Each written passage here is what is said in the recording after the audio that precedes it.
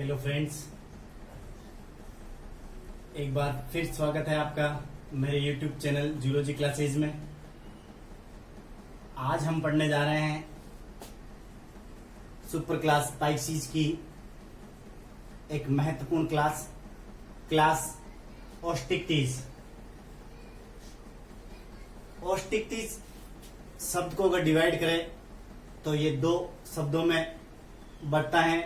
ऑस्टिक means बोनी और इक्टीज means fish, अर्थात इन्हें कॉमनली हम बोनी फिशेज भी कह सकते हैं।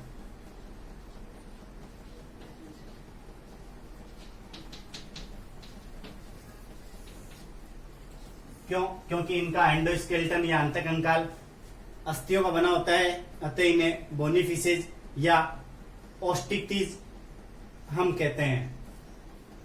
आज हमारा बेस रहेगा क्लास ऑस्टिक्टीज के जनरल कैरेक्टर्स।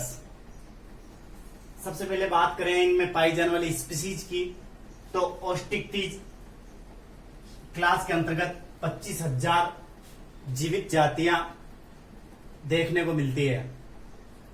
जनरल कैरेक्टर या सामान्य लक्षणों की बात करें तो इनका एंडोस्केलेटन इज बोनी, अर्थात अंतकंकाल अस्थियों का बना होता है, जो कि इनके क्लासिफिकेशंस का मुख्य आधार है।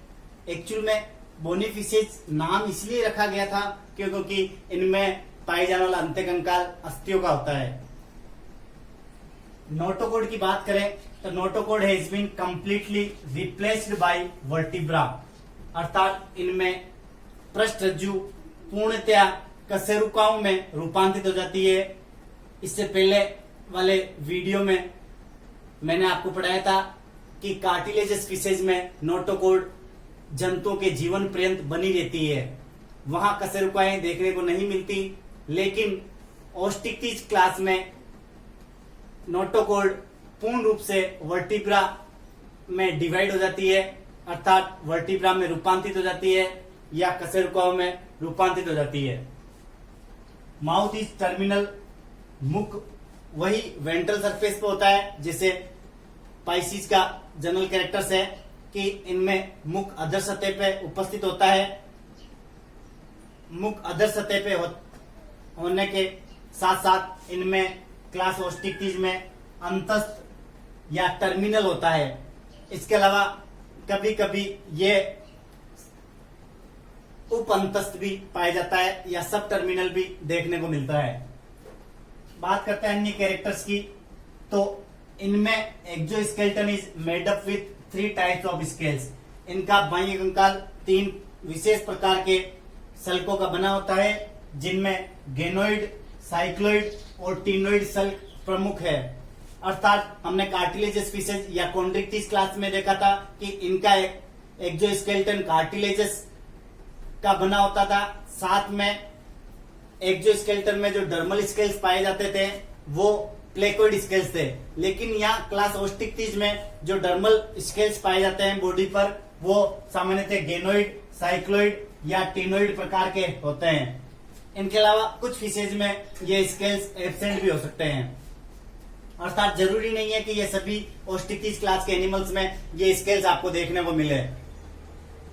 स्किन इज स्मूथ, त्वचा कोमल होती है due to presence of mucus gland. त्वचा कोमल या चिकनी होती है, क्योंकि इनमें म्यूकस ग्लैंड या श्लेष्मिक ग्रंथियां उपस्थित होती है। बात करते हैं इनके एलिमेंट्री कैनाल की या आहार नाल की, तो alimentary canal open separately through anus. आहार नाल या पृथक रूप से गुदा में खुलती है, अर्थात हमने इससे पहले वाले वीडियो में देखा था कि कार्टिलेजस फिशेज में एनस कंप्लीटली एब्सेंट होती थी और एनस का कार्य क्लोकल अपर्चर कर रहा था या अवस्कर छिद्र कर रहा था, अर्थात क्लोका उपस्थित होता था। यहाँ कंप्लीटली एलिमेंट्री कैनाल सेपरेट पोर या पृथक छिद्र एनस के द्वारा खुलती है। बात करते हैं एयर ब्लैडर की या स्विम ब्लैडर की, जिन्हें तरणआशय या वायु आशय कहते हैं। ये इनमें उपस्थित होते हैं, जिनकी वजह से ये जंतु बायंसी शो करते हैं। इनमें उत्प्लावकता देखने को मिलती है, अर्थात क्लास ऑस्टिक्टीज की सभी फिशेज में, जिन्हें हम मॉडर्न फिशेज कह सकते हैं, ये बायोन्सी शो करते हैं या उत्प्लावकता शो करते हैं, अर्थात इनमें कंटिन्यूसली मूव करने की आवश्यकता नहीं होती। क्यों? क्योंकि इनमें एयर ब्लैडर या स्विम ब्लैडर उपस्थित होते हैं। नेक्स्ट बात करते हैं इनमें पाए जाने वाले गिल्स की।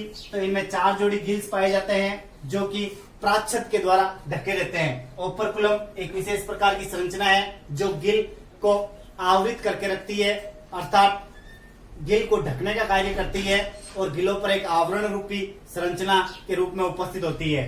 तो यहाँ 4 जोड़ी गिल्स उपस्थित होते हैं या क्लोम उपस्थित होते हैं जो कि मुख्यतः रेस्पिरेशन या श्वसन का कार्य करते हैं। बात करते हैं नर्वस सिस्टम की। तो इनमें भी नर्वस सिस्टम विकसित होता है, लेकिन कंपेरेटिव अकाउंट की बात करें तो कार्टिलेजियस फिशेज की तुलना में इनका नर्वस सिस्टम लेस डेवलप होता है। क्यों? क्योंकि इनमें ओल्फैक्टरी लोब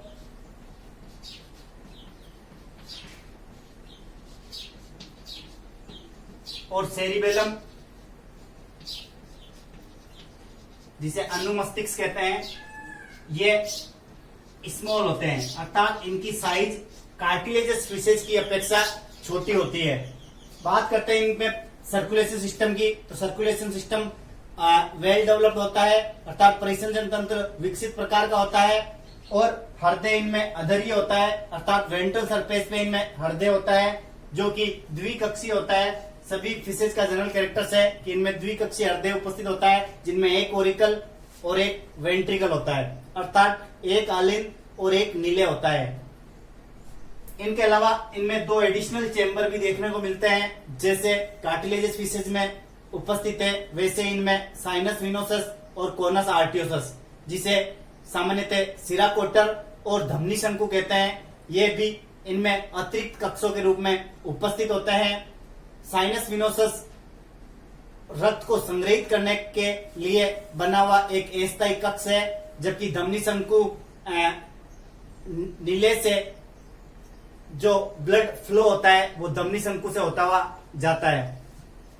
इसके अलावा बात करते हैं हम इनके इंटरनल ईयर की। तो इनमें आंतरिक कर्ण उपस्थित होता है, ये भी बैलेंसिंग ऑर्गन की तरह कार्य करता है, जो कि फिशेज का जनरल कैरेक्टर्स है। फिशेज में एक्सटर्नल और मिड ईयर अनुपस्थित होते हैं, केवल मात्र इंटरनल ईयर या आंतरिक कर्ण उपस्थित होते हैं जो बॉडी में बैलेंस बनाने का कार्य करते हैं या संतुलन बनाने का कार्य करते हैं। इनके अलावा कुछ एक्स्ट्रा कैरेक्टर्स की बात करें तो एक्सक्रीशन इनमें मीजोनेफ्रिक किडनी के द्वारा होता है, अर्थात इनमें उत्सर्जन की प्रक्रिया मीजोनेफ्रिक टाइप के वर्गकों के द्वारा होता है, जो कि प्रोनेफ्रिक किडनी से मॉडिफाइड हुए हैं। सेक्सेस की बात करें तो सेक्सेस इनमें सेपरेट रहते हैं, अर्थात यूनिसेक्सुअल एनिमल्स होते हैं, एक लिंगी जंतु होते हैं जिनमें नर व मादा जंतु अलग अलग होते हैं, और नर जंतु में नर जननांग व मादा जंतु में मादा जननांग उपस्थित होते हैं। आप यूं कह सकते हैं कि ये सेक्सुअल डाइमॉर्फिज्म शो करते हैं, अर्थात लैंगिक द्विरूपता भी ये शो करते हैं। Bony fishes are oviparous. सामान्यतः बात करते हैं बोनी फिशेज की, जिन्हें हम ऑस्टिक्टिस क्लास में सम्मिलित करते हैं। तो ये बोनी फिशेज सामान्यतः अंडयूज होती है, अर्थात अंडे देती है। Fertilization is external. यहाँ ध्यान देने योग्य बात है क्योंकि कार्टिलेजियस फिशेज में हमने पढ़ा था कि वहां इंटरनल टाइप का फर्टिलाइजेशन देखने को मिलता है और यहाँ एक्सटर्नल टाइप का फर्टिलाइजेशन देखने को मिलता है। क्यों? क्योंकि कॉमनली हम कह सकते हैं कि एक्सटर्नल फर्टिलाइजेशन एक्वेटिक हैबिटेट का कैरेक्टर है, अर्थात जलीय आवास में सामान्यतः बाह्य निषेचन देखने को मिलता है, जहां जल में युग्मक विसर्जित कर दिए जाते हैं। तो यहाँ फर्टिलाइजेशन एक्सटर्नल प्रकार का होता है, अर्थात बाह्य प्रकार का होता है। गेमिट जल में या किसी माध्यम में विसर्जित कर दिए जाते हैं, जहां अनफॉर्चुनेटली मेल और फीमेल गेमिट आपस में फ्यूज होते हैं और फर्टिलाइजेशन का प्रोसेस बॉडी के बाहर संपन्न होता है। डेवलपमेंट की बात करें तो डेवलपमेंट इनमें डायरेक्ट होता है, अर्थात प्रत्यक्ष प्रकार का परिवर्तन देखने को मिलता है। कोई इंटरमीडिएट या लार्वावस्था इनमें अनुपस्थित होती है। बात करते हैं इनके कॉमन एग्जांपल्स की, तो लेबियो जिसकी एक प्रजाति होती है लेबियो रोहिता, जो जिसे हम सामान्यतः रोहू मछली या कॉमनली रोहू फिश कहते हैं। कतला, इसके अलावा क्लेरियास, एनाबास, एक्जोसिटस, हिप्पोकैम्पस और एंगुइला इनकी कॉमन एग्जांपल्स हैं। तो स्टूडेंट्स ये थे क्लास ऑस्टिक्टिस या बोनी फिशेज के जनरल कैरेक्टर